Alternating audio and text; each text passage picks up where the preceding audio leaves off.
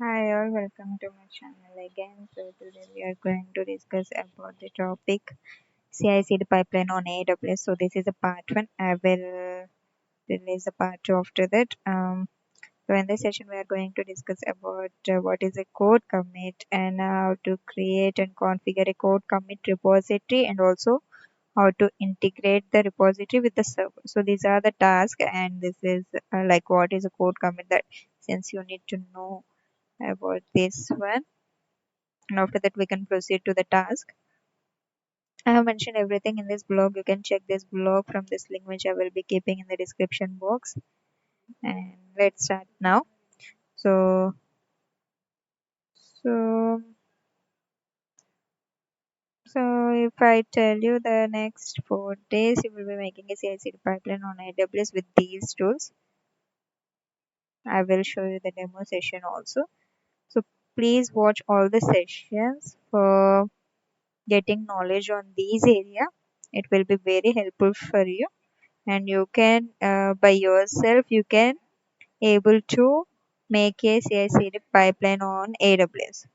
What is a code commit? Code commit is managed source control service by AWS that allows user to store, manage, and version their source code and artifacts securely at scale. It supports Git, integrates with the other AWS services, enables collaboration through branch and merge workflows, and provides audit logs and compliance reports to meet leg- regulatory requirements and track changes. Overall, Code Commit provides developers with a reliable and efficient way to manage their code base and set up a CI/CD pipeline for their software development projects. So that is all about Code Commit, nothing but a version control system, we can say. And now let's move on to the task. Create and configure a code commit repository. How to create this repository on AWS? So first you can search for the service code commit uh, from Amazon AWS console.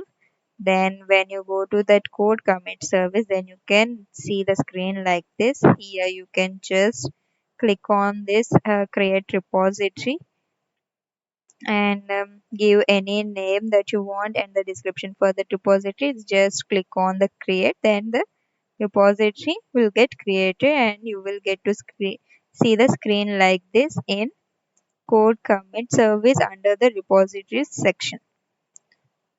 So once a repository got created, you need to set up Git credentials in your AWS IAM. Navigate to the IAM and create a user and group as we have seen in previous blog. So this week as part of AWS task. So same like I have explained you in the previous session, you can just create a user and group. So here and go to the IAM and go to the users and create a new user, which is the DevOps hyphen user, and then provide the permission to the group for code commit. So these are the code commit permissions which you can provide, and just or you can say the policies also.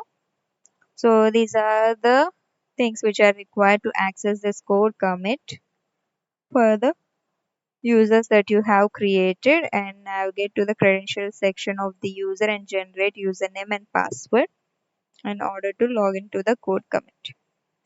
So once you have generated the credentials like this, you can just uh, use this to log in into that code commit. Then use those credentials in your local and then clone the repository from code commit. Navigate to the created repository and select add file option. This is the repository which we have created. Here go to the screen and click on select the add file option to create a file manually, and then provide the content of the file along with the commit information. Whatever the commit, like same like how we commit in Git, you can just give the commit message here, then commit the changes. You can see file has been committed to main. The main is the branch. So we can now view the newly created file here. We have uploaded the file 3. Uh, so you can see that here. Then copy the repository URL. So here from here you can copy the repository URL, open the server terminal, use the git clone command to clone the repository from the code commit to the server. You might have already known how to use git. So once you log into the server, just go to any directory and initialize the git, then clone the git repository into your local, and you can just give the username password which were generated while we have created the IAM user, that you can give. Then you can successfully clone that repository into your local like this. If you go inside this, then the files will be present. So that's how you create a repository and clone to your local. These are the steps which you need to follow. You can try it on your own in your own system, so that it will be very helpful for you to get a better understanding. Now, next is the task to integrate the repository with the server. Add a new file from local and commit to your local branch. So create a new file in the server like this, and then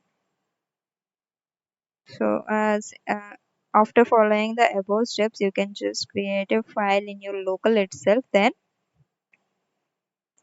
create a new file 4. But since we have upload file 3, here you can upload you can create the file 4 and check the status of the file.